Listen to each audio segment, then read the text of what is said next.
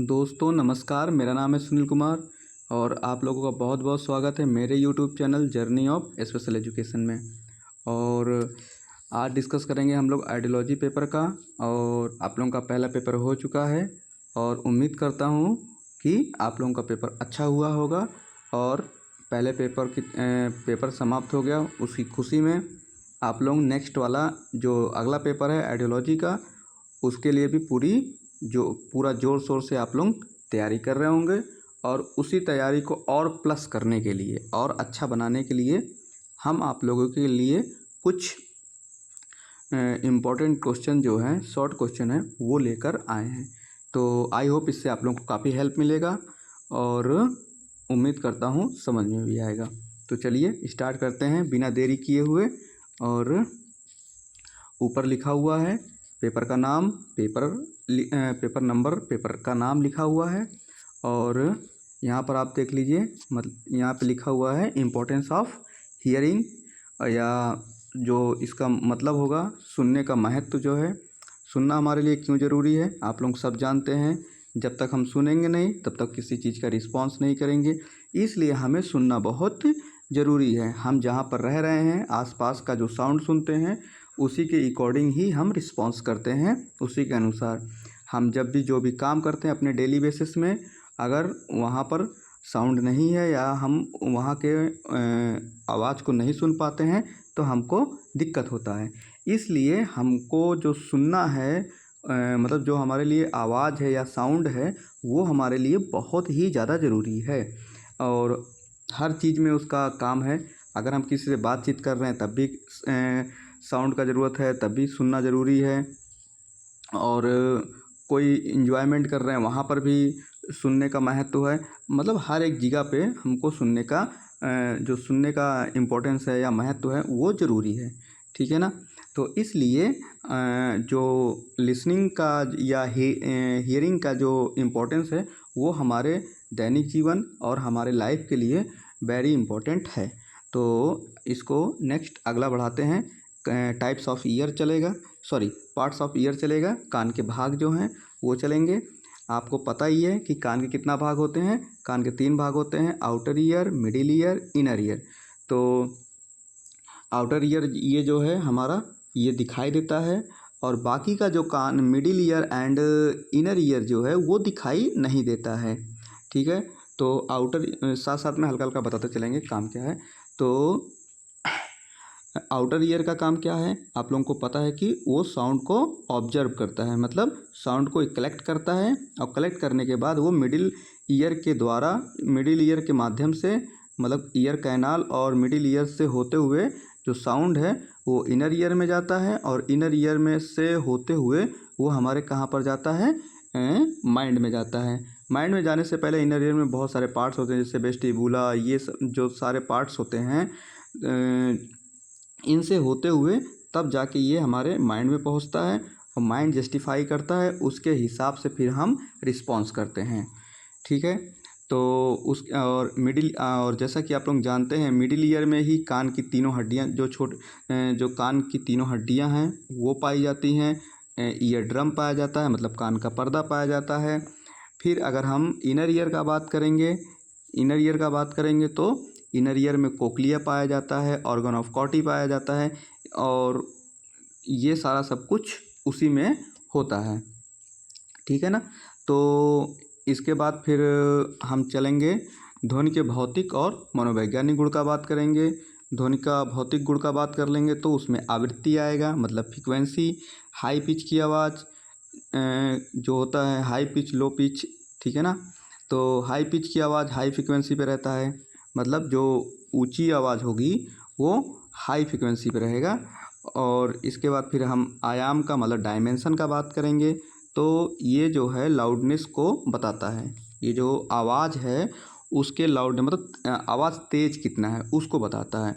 और इसमें क्या होता है, जो साउंड होता है वो तेज जो साउंड होता है वो अधिक डायमेंशन पर होता है। जो इसका साउंड होता है वो जितना तेज़ होता है उतना अधिक डायमेंशन पे होता है।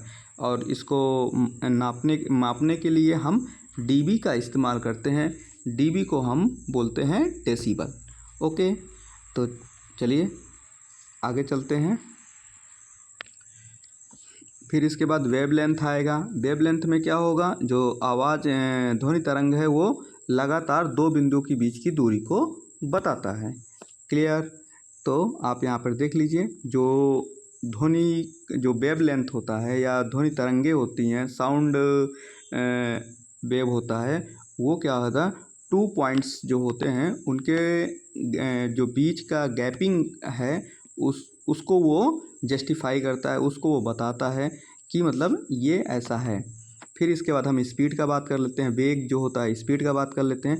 साउंड कितनी तेज़ी से ट्रेवलिंग कर रहा है, ठीक। मतलब जो एक माध्यम से दूसरे माध्यम तक साउंड कितनी स्पीड में ट्रेवलिंग कर रहा है, मतलब कितना तेज़ी से वो आ जा रहा है, या माध्यम से जो साउंड है वो ट्रेवलिंग करती है, समझे।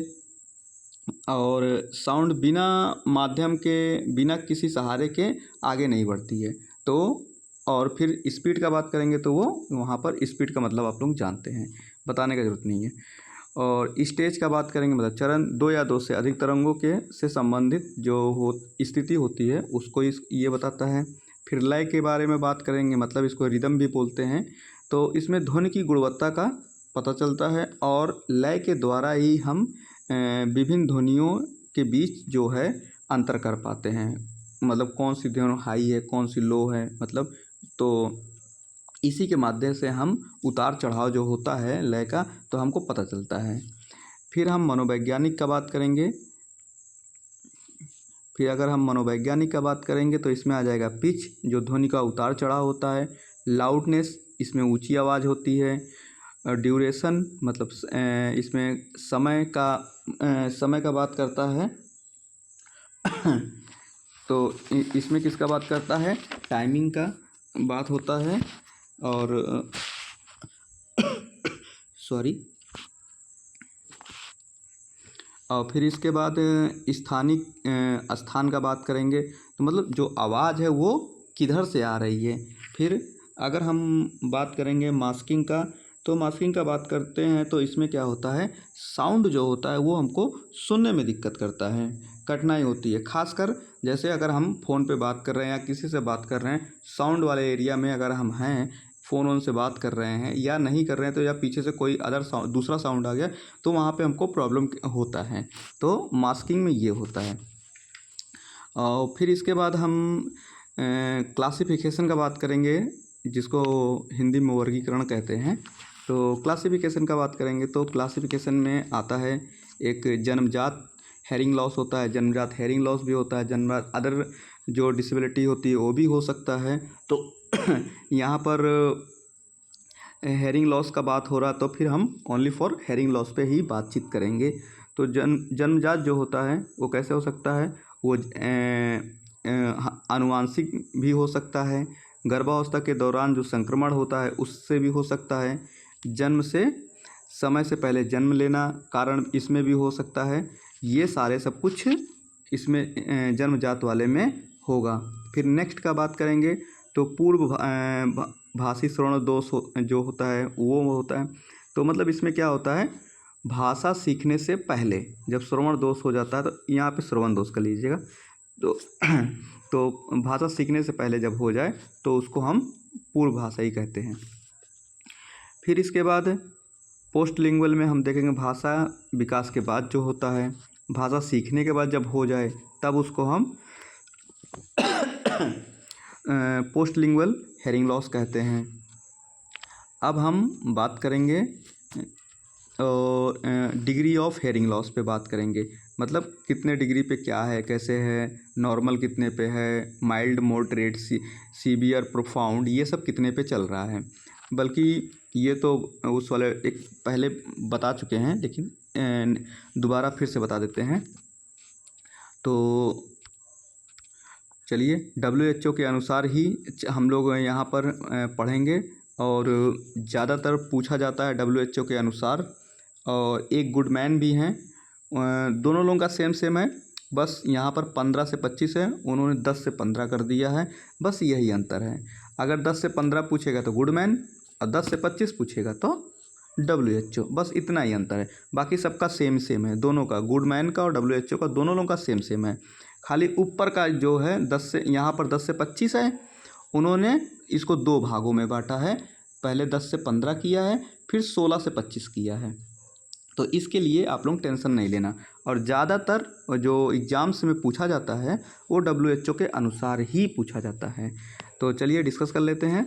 और यहाँ पर देख लीजिए, 10 से 25 dB जब हम बात करेंगे तो वहाँ पे नॉर्मल रहेगा, और 26 से 40 के बीच जब बात करेंगे तो माइल्ड आ जाएगा, और 41 से 55 के बीच में जब करेंगे तो मॉडरेट आएगा। इसमें आपका ट्रू फॉल्स का भी बना सकता है। जैसे मॉडरेट दे दिया और उसके सामने क्या दे देगा, 41 दे देगा, 55 की जगह पे 56 कर सकता है। तो आप इजीली इसको मतलब अगर 41 से 55 है तो सही मॉडरेट है। अगर मॉडरेट के सामने 41 से 56 या 42 से 55 कर दिया, या 42 से 40 से 55 कर दिया, तो समझ लो वो गलत है। या मतलब माइल्ड में भी ऐसा क्वेश्चन पूछ सकता है कि माइल्ड जो हेयरिंग लॉस होता है वो माइल्ड हेयरिंग लॉस लिख के दे देगा, और सामने क्या लिख देगा, 25 से 39, 30, 40 या 41 ऐसा लिख देगा। मतलब 1-2 नंबर इधर उधर करके वो आपको दे देगा। तो अगर आप इसको ईजिली समझे हैं, इसको पढ़ें, हम इसमें दोनों बता दे रहे हैं, ट्रू फॉल्स का भी बता दे रहे हैं और शॉर्ट क्वेश्चन का भी बता दे रहे हैं साथ साथ में, तो इसलिए आप लोगों को दिक्कत नहीं होगा। तो मेन एक बता दे रहे हैं, बाकी आई होप कि आप लोग समझ जाएंगे। तो एक हम बता दे रहे हैं, जैसे यहाँ पर 26 dB से 40 dB क्या है, माइल्ड है, तो ये क्या है, ट्रू है, मतलब सही है। अगर यहाँ पर 26 की जगह पे 25 कर देता और आगे का नंबर सेम रहता, 40 रहता, 25 से 40 के बीच में अगर कर देता तो क्या ये सही है? नहीं, ये गलत है। अगर 26 से 40 के बीच में रहेगा तो माइल्ड रहेगा। ओके, आई होप कि समझ में आया होगा आप लोगों को। तो इसी प्रकार से वो नंबर में इधर हेर फेर कर सकते हैं और आपसे ट्रू फॉल्स करके ट्रू फॉल्स में पूछ सकते हैं, या ऐसे पूछ सकते हैं, लिख देंगे 26 से 40 या माइल्ड मॉडरेट, माइल्ड लिख देंगे, ऑप्शनल में पूछ लेंगे, जैसे वो MCQ में पूछते हैं, माइल्ड लिख दिए, माइल्ड हेयरिंग लॉस, और फिर 4 नंबर दे दिए, 3 नंबर गलत देंगे, एक आपका सही वाला दे देंगे। तो आपको पता है कि माइल्ड कितने पे है, माइल्ड 26 से 40 पे है, तो आप खटाक से टिक करेंगे 26 से 40। समझ में आया? तो इसी प्रकार से मॉडरेट में भी कर सकते हैं, सीवियर में, प्रोफाउंड में, मतलब चारों पाँचों में, पाँचों छः में, किसी में भी ऐसा वो कर सकते हैं। समझे? तो इसलिए आप लोग इसको एकदम मतलब एकदम अच्छे से पढ़ के जाना, जैसे कि चाहे वो आपको ट्रू फॉल्स में पूछे तब भी आपको कर देना है, और आपको ऑप्शनल में पूछे तब भी आपको कर देना है, और आपका शॉर्ट क्वेश्चन में पूछे तब भी आपको कर देना है। यहाँ पर आपको किसी प्रकार का फंसना नहीं है। तो इसमें आपका अगर आप इसको अच्छे से पढ़ लेंगे, समझ लेंगे, तो आपका यहाँ पर 3 क्वेश्चन तैयार हो जाएगा। तो इसलिए आपको टेंशन लेना नहीं है, आराम से इजली इसको समझ लेना है, बस इसके बाद टेंशन फ्री होके चले जाना। हो सकता है ये भी पूछ ले, 10 से 25, 10 dB से 25 dB किसके अनुसार है, गुडमैन के अनुसार 10 से 25 dB है। अब वहाँ पे लिख देगा ट्रू एंड फॉल्स। तो गुडमैन ने तो 10 से 25 दिया नहीं है, और 10 से 25 दिया है WHO ने। तो इसलिए आप लोग ये सारा सब कुछ ध्यान रखेंगे। गुडमैन का जो है 10 से 15 नॉर्मल है, और 16 से 25 जो है माइल्ड है। तो इसलिए आप लोग किसी भी उस पर आप लोगों को फंसना नहीं है। हर स्टेज पे आप लोगों को तैयार रहना है कि जैसा भी क्वेश्चन पूछे आप लोग तुरंत वहाँ पे सेट कर दीजिए, और ट्रू फॉल्स इधर ही से बनाएगा। जो ये क्वेश्चंस हैं इसी से ट्रू फॉल्स बनाएगा, समझे? तो इसलिए आप लोग इसको एकदम अच्छे से पढ़ के जाइए। तो नेक्स्ट आगे बढ़ते हैं, साथ साथ में हम ट्रू फॉल्स भी बताते रहेंगे। और अब यहाँ पे टाइप्स ऑफ हेयरिंग लॉस आएगा, हमने शॉर्टकट में हेयरिंग लॉस लिख दिया है। श्रवण दोष के प्रकार आएगा, कंडक्टिव हेयरिंग लॉस, और कंडक्टिव हेयरिंग लॉस में जो हिंदी में बोलते हैं चाल के श्रवण दोष होता है। इसमें क्या होता है, आउटर ईयर और मिडिल ईयर में दिक्कत होता है, जिसके वजह से कंडक्टिव हेयरिंग लॉस होता है। और एक बात ये है कि एयर कंडक्शन 25 dB से अधिक होगा और बोन कंडक्शन 25 dB से कम होगा तो क्या होगा, कंडक्टिव हेयरिंग लॉस होगा। अगर उसने पूछ लिया conductive hearing loss 25 dB, air conduction 25 dB से अधिक और बोन कंडक्शन 25 dB से कम है तो कौन सा हेयरिंग लॉस है, तो आप तुरंत वहाँ पर खटाक से क्लिक करेंगे कि कंडक्टिव हेयरिंग लॉस है। बस इतना ही करना है और कुछ नहीं। एयर कंडक्शन 25 से अधिक, बोन कंडक्शन 25 से कम तो क्या होगा, कंडक्टिव हेयरिंग लॉस। बात ख़त्म, सिंपल सा इतना ही है और कुछ है नहीं इसमें। और फिर इसके बाद सेंसरी न्यूरल हेयरिंग लॉस में क्या होगा, सेंसरी न्यूरल हेयरिंग लॉस जो अगर जब होता है तो उसमें क्या दिक्कत होता है, इनर ईयर इफेक्टेड होता है, इनर ईयर में इन्फेक्शन होता है या खराबी होती है। जब इनर ईयर में खराबी होगा तो सेंसरी हेयरिंग लॉस होगा। बस ख़त्म हो गया, इसके बाद कुछ नहीं करना है। और जब मिक्स्ड हेयरिंग लॉस होगा, इनर ईयर मिडिल ईयर के साथ साथ आउटर ईयर माफ़ करना, आउटर ईयर मिडिल ईयर के साथ साथ उसमें क्या होगा, इनर ईयर में भी खराबी होगा और इनर ईयर में भी दिक्कत होगा तो फिर समझ लो मिक्स्ड हेयरिंग लॉस हो रहा है। मिक्स्ड हेयरिंग लॉस जब होगा जब 2 या 2 से अधिक। तो यहाँ पर आउटर भी है, मिडिल भी है, इनर भी इफेक्टेड हो रहा है। तो जब ये तीनों इफेक्टेड हो रहे हैं तो जाहिर सी बात है मिक्स्ड हेयरिंग लॉस हो जाएगा। अब इसके बाद हम बात करेंगे सेंट्रल हेयरिंग लॉस पे।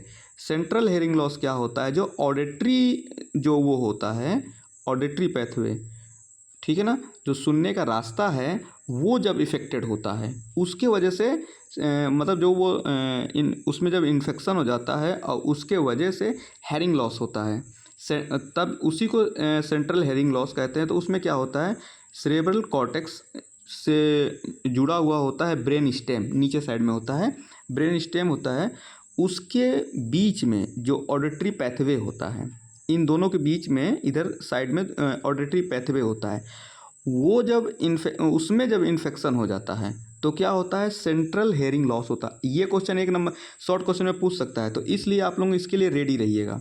तो क्योंकि पिछली बार ये पूछा गया क्वेश्चन है तो इसलिए आप लोग रेडी रहिएगा इसके लिए। हो सकता है पूछ ले और हो सकता है ये भी पूछ ले कि ट्रू फॉल्स में पूछ ले कि जो सेंट्रल हेयरिंग लॉस होता है उसमें क्या इफेक्टेड होता है, ये भी ऑप्शनल में पूछ सकता है। और ये भी दे दे कि मतलब ऑडिटरी पैथवे संक्रमित होने पर कौन सा हेयरिंग लॉस होता है, तो सेंट्रल हेयरिंग लॉस होता है। ठीक है, तो इसलिए टेंशन लेने का नहीं, ओनली फॉर देने का। चलिए आगे बढ़ते हैं इसी के साथ में। फिर हम बात करेंगे nature of hearing loss. Nature के अकॉर्डिंग जब हेयरिंग लॉस होगा, ठीक है ना, तो नेचर ऑफ हेयरिंग लॉस में हम पढ़ेंगे नेचर ऑफ हेयरिंग लॉस 2 होता है hearing loss, sudden hearing loss और प्रोग्रेसिव हेयरिंग लॉस।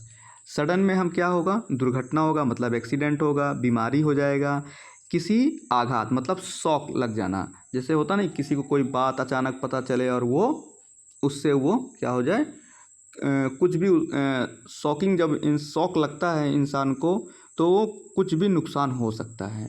ज़रूरी नहीं कि हेयरिंग लॉस हो, लेकिन अब यहाँ पर हेयरिंग लॉस का ही बात हो रहा है, पूरा टॉपिक हेयरिंग लॉस का चल रहा है तो हम उसी पे डिस्कस करेंगे, उसी पे ओनली फॉर बात करेंगे।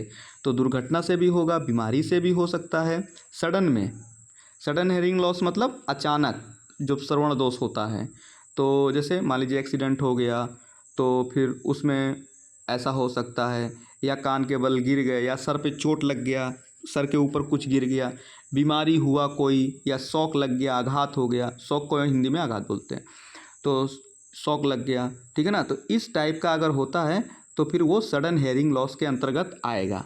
अब इस ऐसे भी पूछ सकता है सडन हेयरिंग लॉस, इसका ट्रू फॉल्स में पूछ लेगा, सडन हेयरिंग लॉस में आघात या कुछ और, या आघात ना देके दुर्घटना देकर, बीमारी देकर, या संक्रमण दे देगा। सडन हेयरिंग लॉस होता है संक्रमण से या बीमारी से, दोनों में से कौन होता है, संक्रमण दे देगा बीमारी नहीं देगा तो फिर गलत हो गया। अगर बीमारी दे दिया, दुर्घटना दे दिया, आघात, तीनों में से एक दे दिया तो आंसर सही है, समझे। तो यहाँ पर दोनों साथ में चल रहा है, ट्रू फॉल्स भी चल रहा है और आपका शॉर्ट क्वेश्चन भी चल रहा है, आपका MCQ भी चल रहा है। तो MCQ में कैसे पूछ लेगा, सडन हेयरिंग लॉस डैश, ठीक। और उसके बाद एक ऑप्शन ये देगा आपका सही वाला और 3 ऑप्शन आपको गलत दे देगा। तो अगर आपका सही वाला आंसर है तो आप सही पे टिक करिए, आगे बढ़िए, टेंशन फ्री, ज़्यादा लोड नहीं लेना है और एकदम फ्रेश माइंड से पेपर सॉल्व करना है। फिर प्रोग्रेसिव हेयरिंग लॉस में अगर हम बात करते हैं तो आप यहाँ पर देख लीजिए, प्रोग्रेसिव हेयरिंग लॉस में बात करते हैं जो उम्र है उसके साथ साथ जो क्या होता है, सुनने की जो क्षमता होती है वो कम हो जाती है। तो इसके वजह से उसको क्या कहते हैं, प्रोग्रेसिव हेयरिंग लॉस। प्रोग्रेसिव मतलब होता है प्रगति करना, ठीक है ना। तो इसमें प्रगति कर दिया सुनने को ही, ठीक, तो सुनने से संबंधित ही प्रगति कर दिया। अब प्रगति ऐसा किया कि उसको बेचारे को हेयरिंग लॉस हो गया, तो इसके वजह से इसको प्रोग्रेसिव हेयरिंग लॉस बोलते हैं। अभी इसमें चेंज कर दे, कैसे? सडन हेयरिंग लॉस में आपको उम्र के साथ साथ सुनने की क्षमता कम होती है, ट्रू फॉल्स बना के दे दे आपको, ठीक। तो उस उम्र के साथ साथ सुनने की क्षमता कम हो जाती है, इसके ऊपर क्वेश्चन बना के डाल दे, सडन हेयरिंग लॉस में ऐसा होता है, तो गलत हो जाएगा। अब फिर प्रोग्रेसिव हेयरिंग लॉस में आपको डाल दे, इसको लिख दे कि दुर्घटना से प्रोग्रेसिव हेयरिंग लॉस होता है, गलत। आपका यहीं पे हो गया, अदला बदली कर दे बस, तो फिर गलत हो गया, समझे। तो आपका यहाँ पर तीनों साथ में चल रहा है। फिर हम बात करेंगे किसका, श्रवण दोष का जो रोकथाम है और उसका जो प्रभाव है। तो रोकथाम का बात करेंगे, WHO के अनुसार जो उन्होंने 1980 में दिया था। तो पहला क्या है, पहला है फर्स्ट रोकथाम में क्या है, जो हेयरिंग लॉस होने का जो कारण है हमें उसको रोकना है। सबसे फर्स्ट काम तो यही होता है, रोकना, रीजन जो है उसको रोकना है जिसके वजह से वो होने वाला है।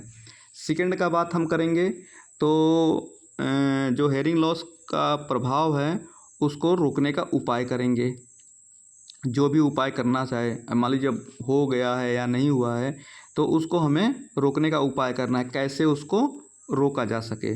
फिर तीसरा में बात करेंगे कि अगर मान लीजिए श्रवण दोष, उसमें तीसरे में बात करते हैं सुधार, श्रवण दोष में जो सुधार हुआ है और उसको दोबारा सुधार करके, दोबारा सुधार मतलब पुनः उसको बोलते हैं, पुनः सुधार में हम बात करेंगे, शिक्षा का बात करेंगे, व्यवसायिक प्रशिक्षण का बात करेंगे, रोजगार का बात करेंगे, सामाजिक और आर्थिक रूप से उसको डिपेंड मतलब आत्मनिर्भर बनाने, इन सारी चीज़ों का मतलब अब उसके तो हेयरिंग लॉस में इम्प्रूवमेंट हो गया है, सुधार हो गया है, तो अब उस सुधार को सहारा बना के इन सारी चीज़ों को उसके अंदर हम डेवलप करेंगे, मतलब उसको सिखाएंगे।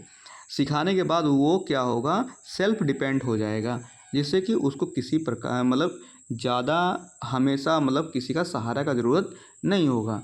लेकिन अगर वो अपने ऊपर डिपेंड नहीं है तो उसको हमेशा एक किसी न किसी सहारे के ज़रूरत होता है, समझे।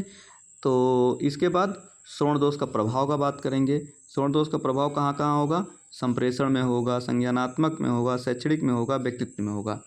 संप्रेषण आप जानते हैं, बातचीत करने का जो वो होता है सिस्टम, बातचीत एक दूसरे से करते हैं तो उसी को संप्रेषण कहते हैं।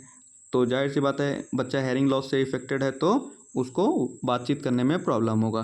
फिर संज्ञानात्मक मतलब सोचने समझने का ये सारा जो सिस्टम होता है संज्ञान लेने का, तो उसको सुनाई नहीं देता है। अब सुनाई नहीं देता तो कैसे वो ये सब करेगा, तो वहाँ पर भी उसको प्रॉब्लम होता है। एजुकेशन में भी प्रॉब्लम होता है और पर्सनालिटी में भी दिक्कत होता है उसको। इसलिए आप लोगों को ये सारा सब कुछ एकदम अच्छे से बना के रखना है जिससे कि वो उसको किसी प्रकार का कोई दिक्कत ना हो, क्योंकि आप लोगों को एक जिसको ट्रीट करना है, जिसको बताना है, समझाना है, सब कुछ करना है, वो HI बच्चा है। HI बच्चा है तो फिर जानते हैं कि उसको सुनने में दिक्कत है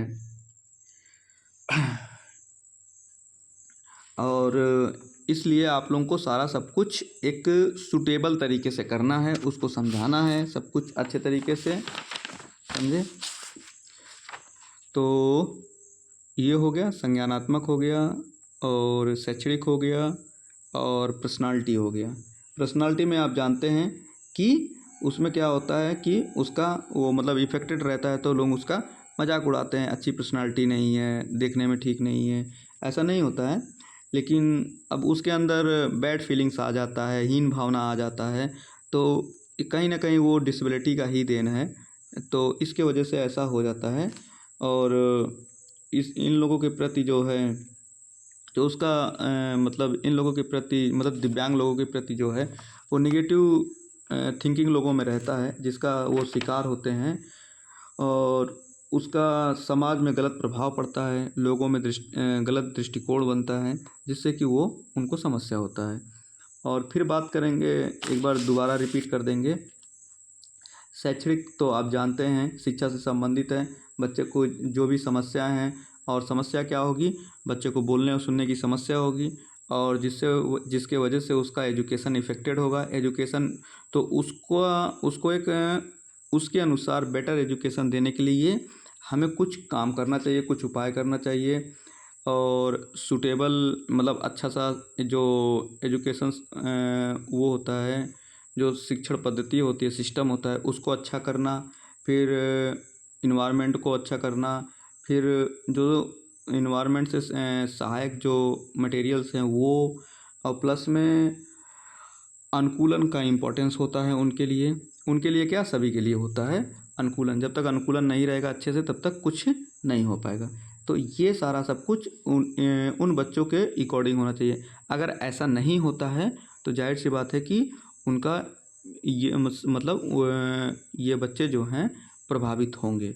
समस्या आएगी तो जाहिर सी बात है कि प्रभावित होंगे, उनको सीखने में दिक्कत होगा। और फिर बात करेंगे संज्ञानात्मक विकास में, तो संज्ञानात्मक का मतलब जानते हैं, जानना, समझना, ये सारा सब कुछ होता है।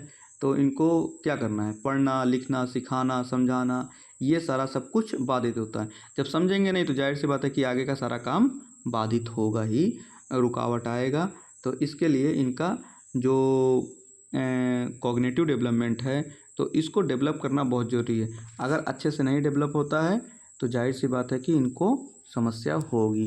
कम्युनिकेशन में आप जानते हैं, संप्रेषण को आप जानते हैं, एक दूसरे से बातचीत करने का मतलब ही संप्रेषण होता है। अगर एक दूसरे से बातचीत नहीं कर पाते हैं तो जाहिर सी बात है कि संप्रेषण में दिक्कत हो रही है, समस्या हो रही है। तो उसका एक वैकल्पिक माध्यम हम निकालते हैं, जिससे कि वो अपने आप को एक दूसरे से कम्युनिकेट कर सकें अच्छे तरीके से। चलिए यहीं पर ये वीडियो समाप्त होता है, क्वेश्चन समाप्त होता है। और इसके बाद आप लोगों के लिए ये तैयार हो गया है, तब तक इसको आप लोग पढ़िए, और नेक्स्ट वीडियो आप लोगों को जल्दी ही मिलेगा। तो आई होप आप लोगों का तैयारी अच्छा चल रहा है, और इसी तरह तैयारी बनाए रहिए, और संयम के साथ, पेशेंस के साथ पेपर देते रहिए। आप लोगों का एकदम अच्छा सारा पेपर होगा। तो चलिए इसी के साथ वीडियो को समाप्त करते हैं। गुड नाइट, जय हिंद, जय भारत।